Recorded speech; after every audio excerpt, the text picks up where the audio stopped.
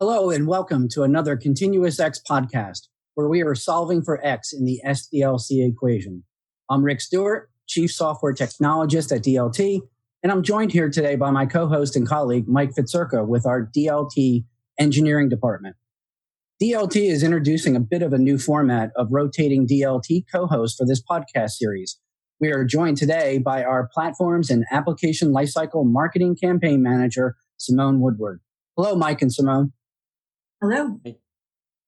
Our distinguished guest here today is Derek Weeks. Derek is Vice President at Sonatype and serves as the DevOps advocate and is the co-founder of All Day DevOps, an online community of over 95,000 IT professionals.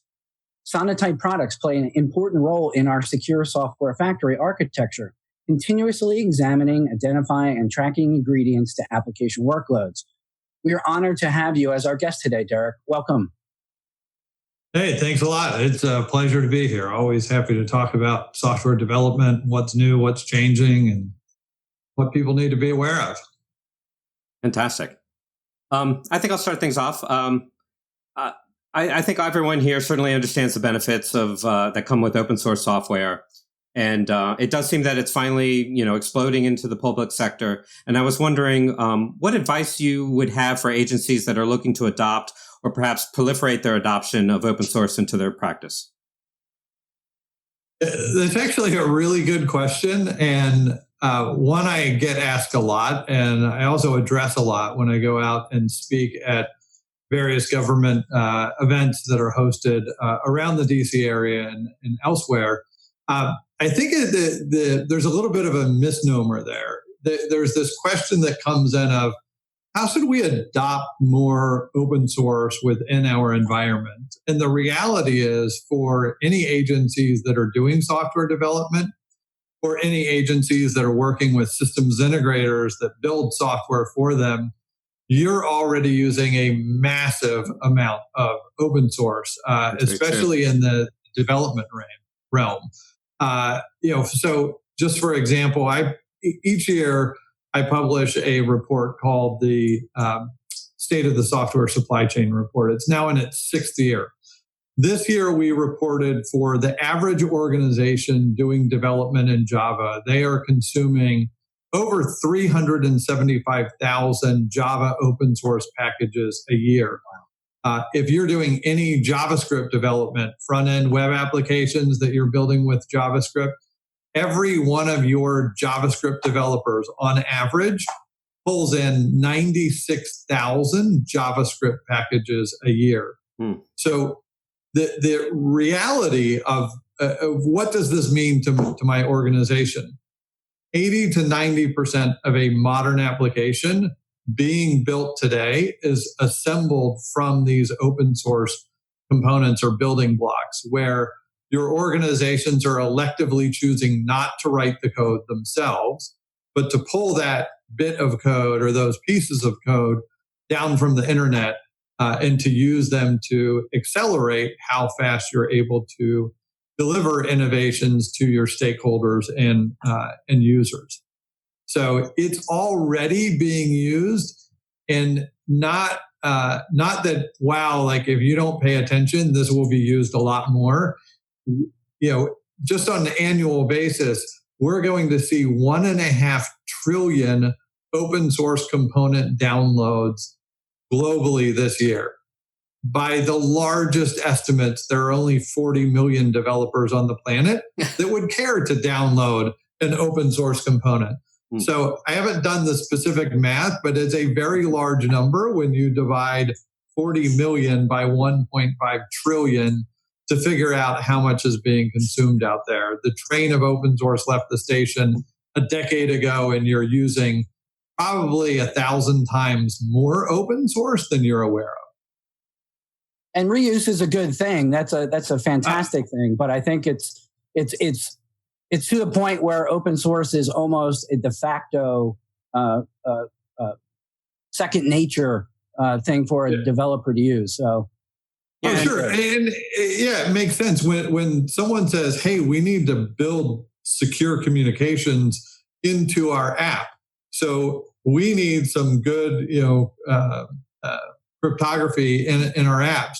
well, am I going to build that? Does anyone here know how to build that? Like, do we have any resources? Well, no, I could actually go and download Bouncy Castle, cryptography module from the internet in a second. And those people that built that were experts at cryptography. Right. And now I can own that. And by the way, it was free as well. We didn't have to pay to download that module. Mm-hmm. Why wouldn't you do that? So whether it's crypto, whether it's, a shopping cart, whether it's a web application framework, all of that is free, and you shouldn't be building it from scratch, really. I agree. Right. You're not in the business of building a website. Your business is something else. And websites or web application frameworks are another thing, because you might be downloading one, open source web application, but that probably has 60, 70, 120 different, open source projects underneath it. So you're probably consuming more than you think. Yeah. Be very aware. We talked about some of. Go ahead. Yeah, I'll just put some numbers behind it as well, because talking about a 1.5 trillion hardly makes sense to anyone in their daily lives. But in addition to government budgeting, Derek, government budgeting, that's just around there. So if you think about it as these are external suppliers of software code to my organization or my agency, the average organization is relying on 3,500 different open source projects. So think about, you have 3,500 software suppliers in your supply chain helping to deliver code. Now, as a CISO, one of the questions that you should, a CIO or a CISO, that you should be asking is, did I know that I have 3,500 suppliers? And did I vet them in any particular way? That becomes a question as well that I'm sure we'll discuss. Yeah, the numbers are staggering. And we talked about like the components that make up the open source software, but I'm going to shift a little bit. What are some of the deficiencies and risk agencies unintentionally accept with more traditional development practices, not the components themselves, but the practice in which you develop software, which are still pervasive through the public sector, but moving into this more DevOps collaboration kind of development practice? Yeah, so I think it plays, there's a lot that plays into developing secure code, whether that you're using open source or whether you're coding anything that you can from scratch. One is, a lot of developers today aren't trained on security. It is just part of their practice. A lot of the training that is available is really self-taught. I'm going out as a developer, searching the internet, watching conference presentations, following Twitter and trying to, download and play with code that a friend in the industry shared, something like that. But or skin knees. Yeah. Yes. But there's very little training available to developers, and I think that people need to. And we've seen this, and I also run a DevSecOps community survey each year, and we see about 60% of the training 60% of developers are doing self-paced e-learning type of education on security. Only about 7 to 10% are getting classroom oriented training or peer training, where I have colleagues from info security or app security sitting side by side with me, looking at my code, telling me what's wrong with my code, telling me how I can improve my code. And I think that we really need to look at different ways. The cool thing is that there has been this historic structure of development writes the code or assembles the code from open source. And then there's an application security team that evaluates the code. And traditionally, that would be at the end of the life cycle. But in the last couple of years, I'm seeing a lot more movement in the realm of development teams where security tooling and intelligence is being adopted by the development team, where security is not necessarily involved. So I've had several developers on my team, as well as folks that I talk to in the industry, say, just submitted a pull request to GitHub. GitHub just, sent me back a response that says there's a security vulnerability in this code and I need to correct it. And that was tooling that, the development team bought, integrated into their GitHub environment, or maybe it came with GitHub by default, whatever it may be, but that information is surfacing to the developers. I just submitted or committed code to our continuous integration platform. It's now sending me back a Jira ticket saying, hey, we spotted some vulnerabilities in that code. It's not going to the security team. You're waiting 3 weeks to get a response and coming back. The responses are coming back and the feedback loops are coming back instantaneously or within minutes. And I think that's a big change in kind of development thinking, security thinking, that it's not just, hey, we have two tribes, let's figure out how to get these to cooperate. There's a lot of self-sufficiency that's coming out of development teams just operating in a more secure fashion. And I think as an additive to our listeners who aren't really familiar with the development practice and the deployment and delivery of that software into a production environment to end users, that getting that information up closer to where the actual developer is saves so much money for an agency perspective and therefore a taxpayer perspective, that the cost of missing those vulnerabilities, not only when they're exposed into the public sector or to an end user or to an adversary, but also the cost to rectifying that once it's further down the line into a different team's hands. And I think that's kind of the movement towards this more collaborative feedback loops, as you mentioned earlier, to close them closer to the people that can actually remedy the situation, and that saves a lot of money at the end. Yeah, I think we, just to put some numbers behind that, a developer will spend 4 to 8 hours a week to look for vulnerabilities in their code. If they're doing it at all, you're spending 4 to 8 hours a week doing that. Just from a manual perspective, let me look up, make sure that these code libraries, frameworks, dependencies, everything that I'm using are secure. So that's a good amount of time. That's 20%, 10% of your overall development time. So when you multiply that by staffs of 100,000 or more developers, it's a considerable effort. We're seeing in the State of the Software Supply Chain Report this year, we looked at differences between high-performing and low-performing organizations. And the high performers are able to identify and remediate vulnerabilities 26 times faster than the low performers that we compared to in the industry. And we went out and looked at nearly 700 organizations for that evaluation. That's significant. And Derek, I have a question for you. So as we talk about development teams and then building, we've definitely seen federal agencies shift more development and operations to internal resources, building teams. What kind of things would you say, or what advice do you have for them? What should they be keeping in mind as they make those transitions?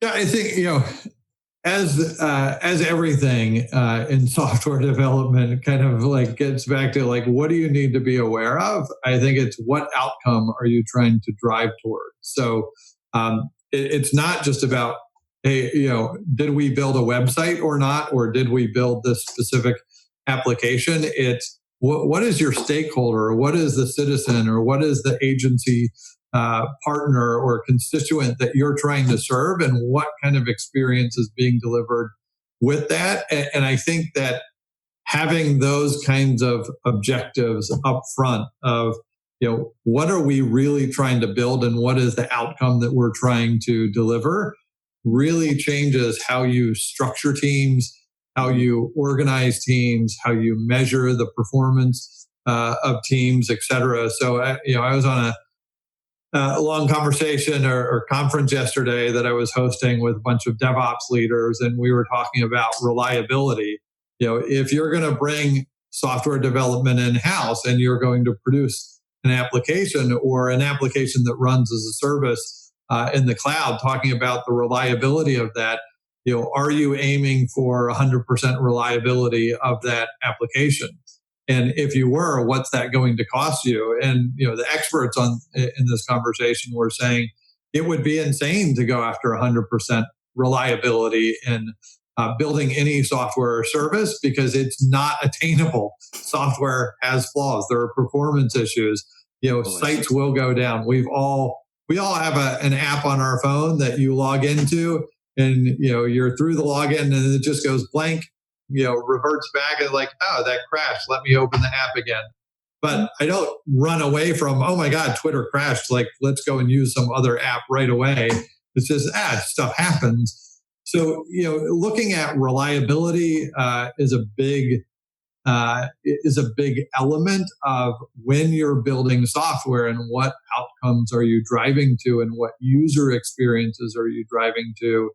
That plays into a big part of this. The other thing that I'll just throw in, and maybe we'll have a chance to talk about this a little more, is that there's a lot of work that's been done in the industry, especially in the DevOps realm, in measures of software development.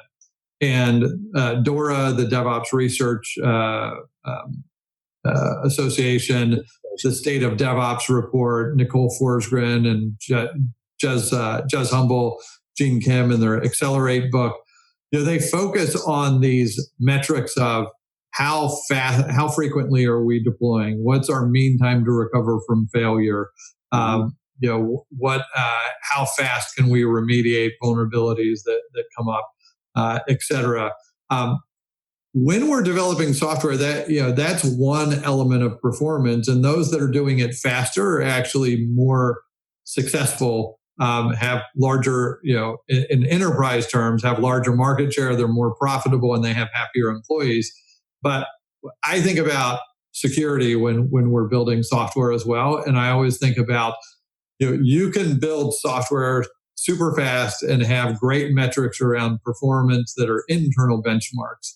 But you need to look at external benchmarks as well. And part of that is, what is my customer experience? And are they getting the kind of experience and outcome that I expected to deliver from what we're building?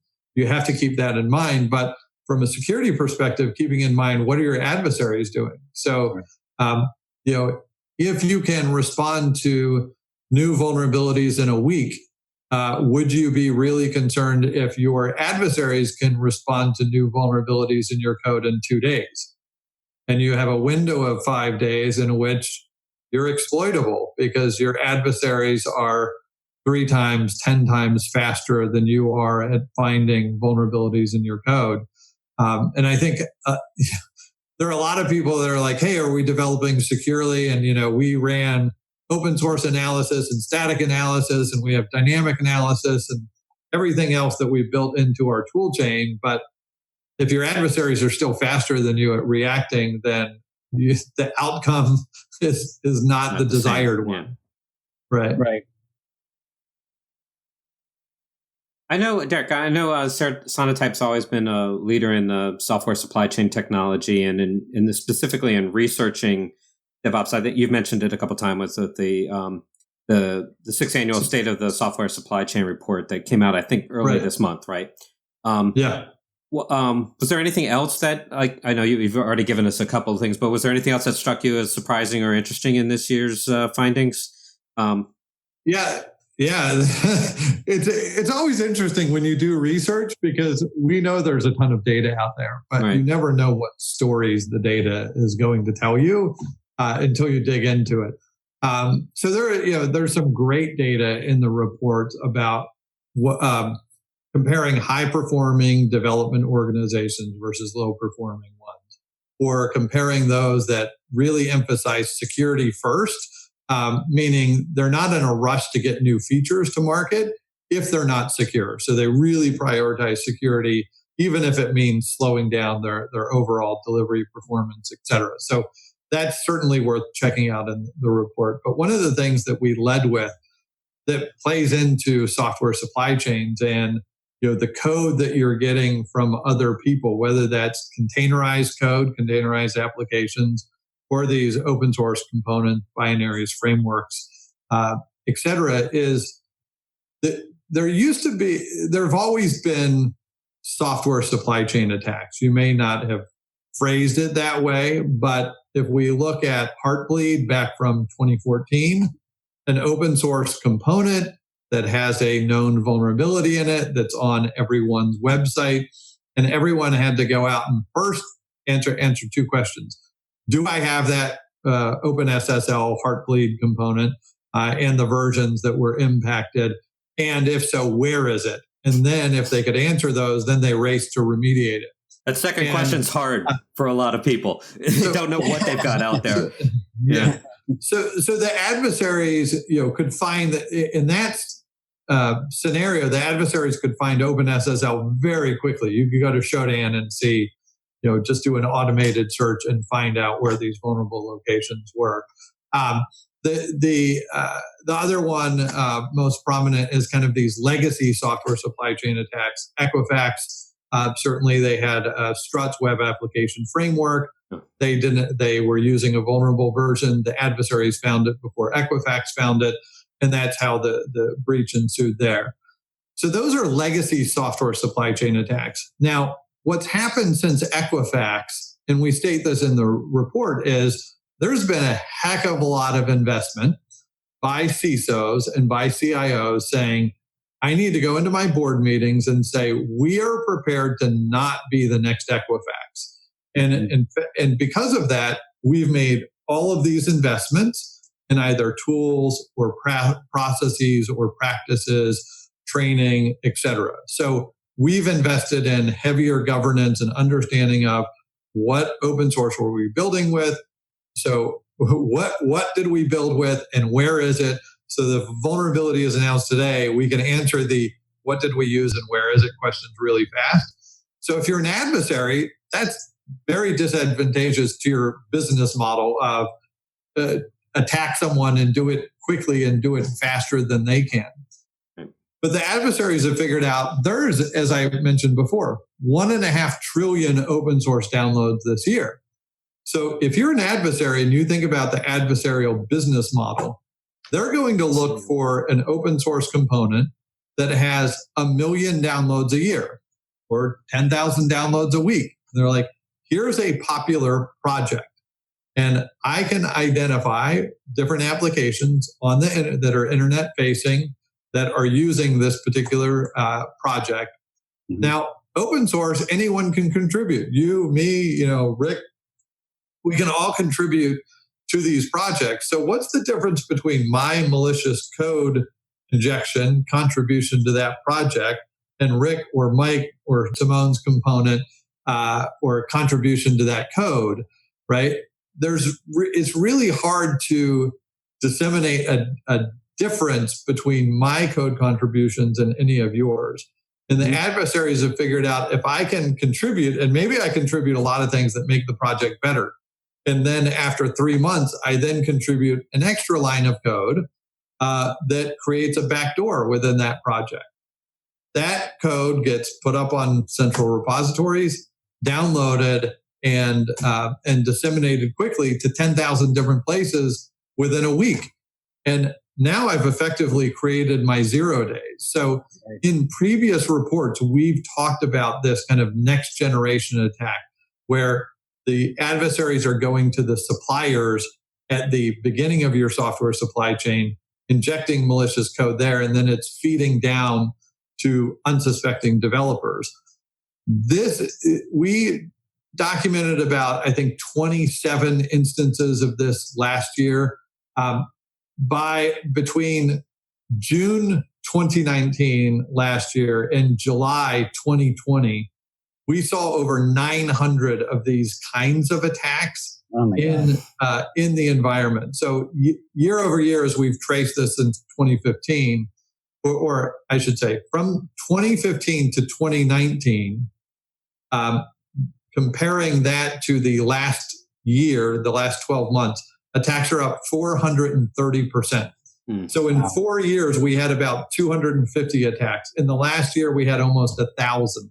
Wow. So that dramatic increase in the number of attacks that's happening on supply chains, because the adversaries are saying, hey, if people are looking at what they're using and where, and they can answer that question quickly. I have to shift my strategy elsewhere to somewhere that I can go and attack and quickly breach. So if I'm creating my own 0 days out in all these places, I can be very efficient in that kind of attack. So that, in terms of startling stuff in the report, that is it's not only a new type of attack. The biggest problem is there's very little defense of that kind of attack at the moment. Go ahead. Sorry. Yeah, there's no tool that you can go out and buy that answers all the questions around that style of attack. So it's something the industry, security, tooling vendors, development tooling vendors are going to need to move toward investments in that area to fend off that form of attack. And I think, we'll see that, and certainly Sonatype's working on that.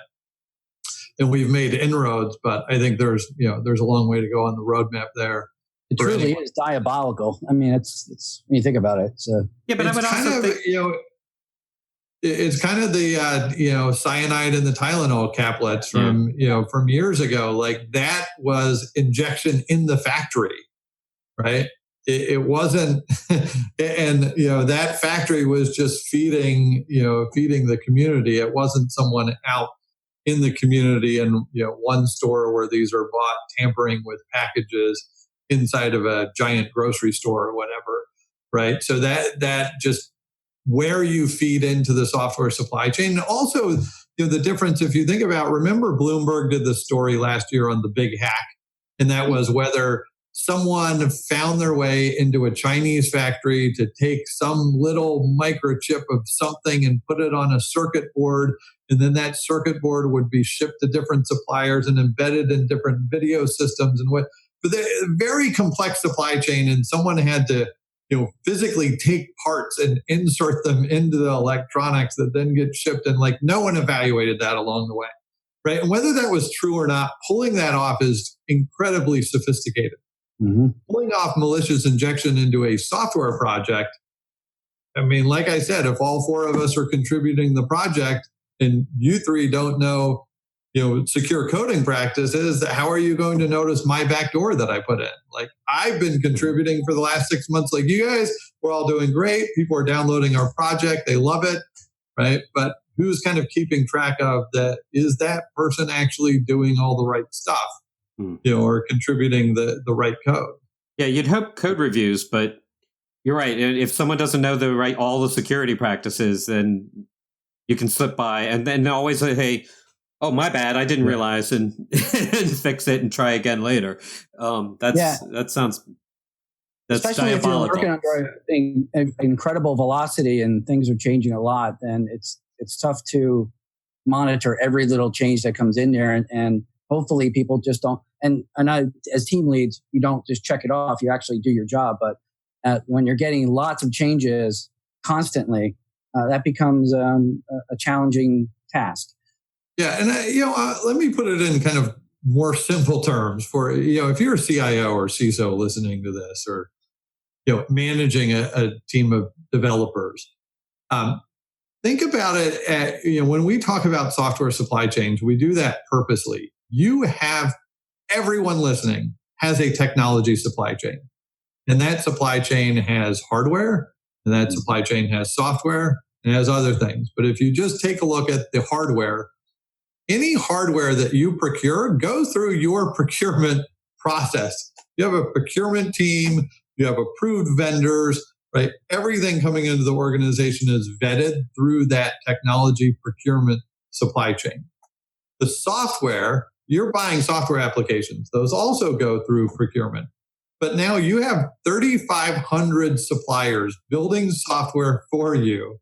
And you know who the procurement department is? It's every software developer that you employ or that your contractors employ, right? And no one is vetting that part of the supply chain. So you have to consider how to, I know this is going on. You're not going to stop it from going on. You can't walk in tomorrow or this morning into your office and say, we're just going to stop using open source.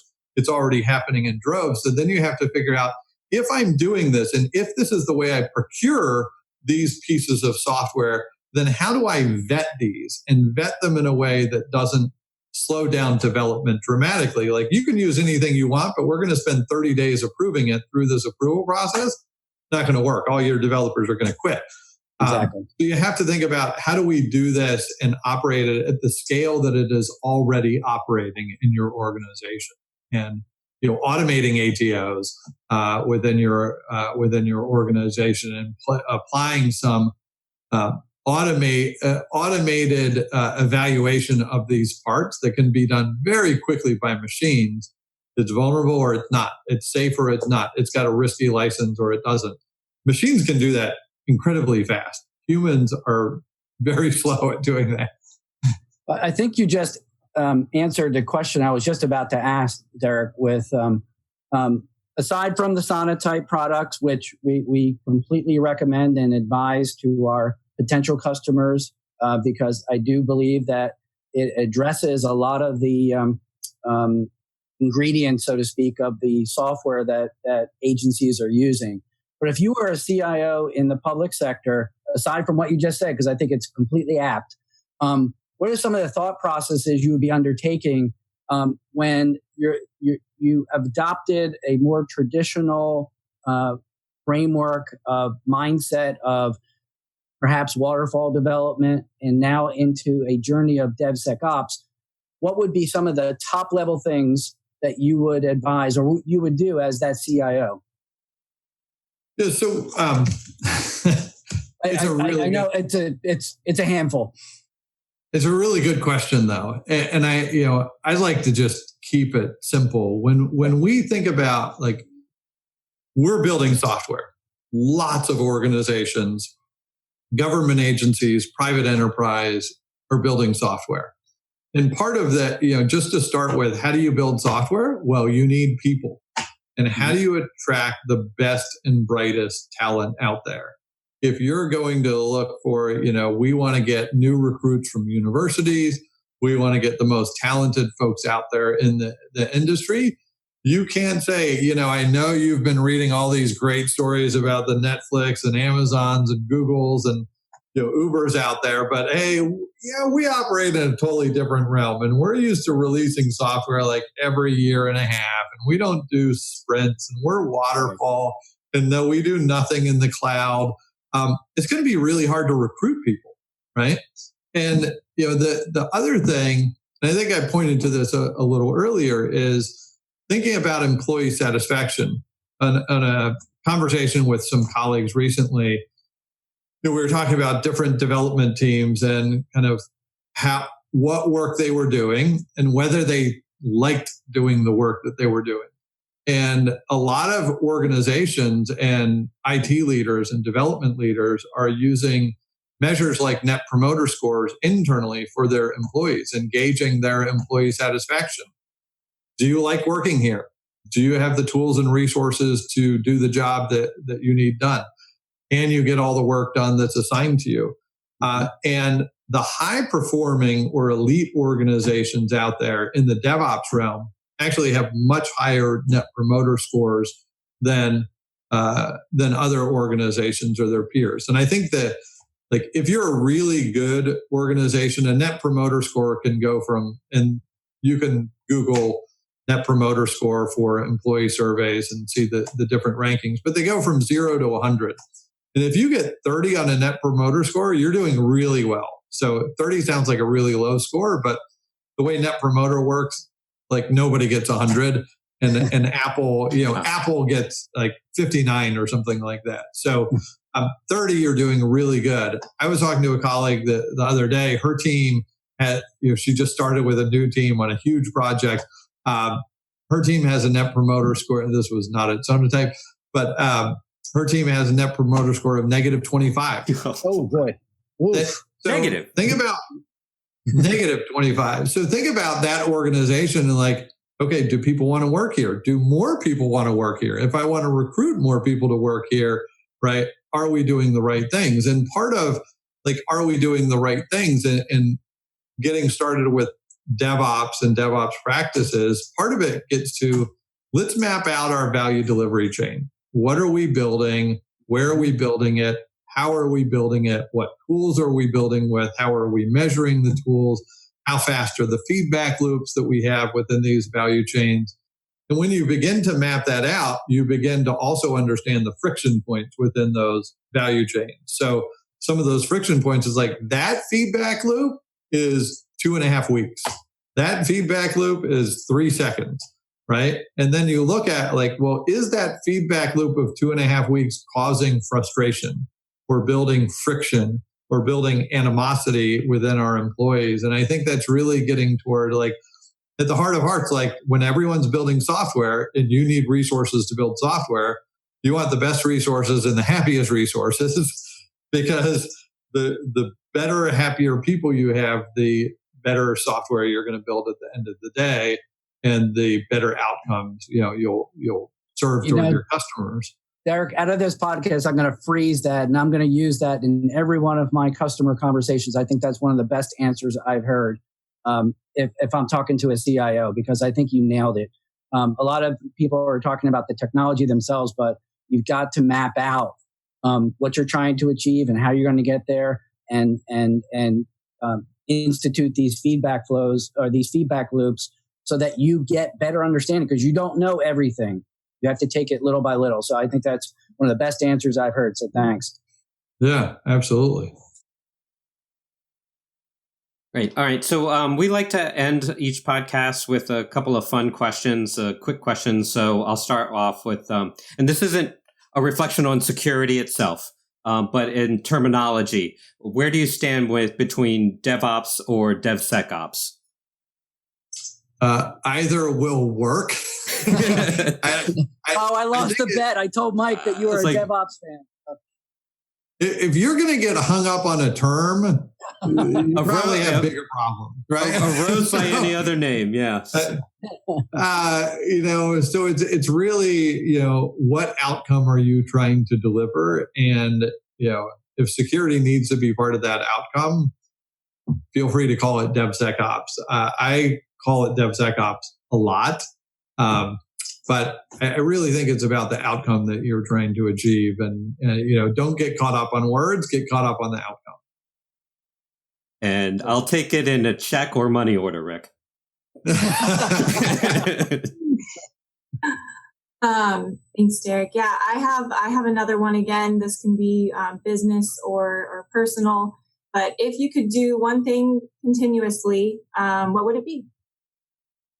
One thing continuously, spend a lot of time with my family. That's nice.